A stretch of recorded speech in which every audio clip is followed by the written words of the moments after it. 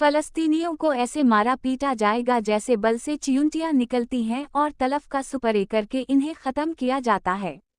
यहाँ तक कि इसराइल फ़ज़ाई पम्फिल्टस से ऐलान करता रहा है कि फ़लाँ इलाका खाली कर दिया जाए कि इसमें मौजूद इमारात को नाबूद व बर्बाद करना है। वो इलाका ऐसे बर्बाद कर दिया जाता था जैसे ज़लज़ले के बाद इमारतें गिर जाती हैं। सादा और मासूम टोनी ब्लेयर के फार्मूले के तहत पहले शाम से मुखालिफों का सफाया हुआ। पाकिस्तान पर भारत से हमला करवाया गया और बेवकूफ़ मोदी को इस्तेमाल करके निचला बिठाया गया। पाकिस्तान को फूले नहीं समाने दिया गया और पाकिस्तान में पहुंच दोबारा हासिल की गई। फिर ईरान पर चढ़ाई की गई। बस फ़र्क ये रहा कि प्लान के बरखिलाफ ईरान ने इसराइल का ज़रा मुकाबला सख्त किया।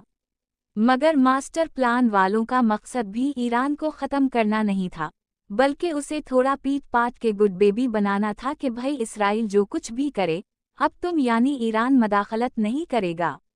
अब आराम एक्यूरेट इसी सिलसिले की एक कड़ी है कि जिसके तहत या तो अरब ममालिक ऊँट चराएंगे या फिर वो तरक्की करेंगे, जो मास्टर प्लान वाले चाहेंगे, जैसे मुत्तहिदा अरब अमारात वाले कर चुके हैं, यानी ताकतवर इसराइल और मास्टर प्लान वालों के लिए शॉपिंग मॉल।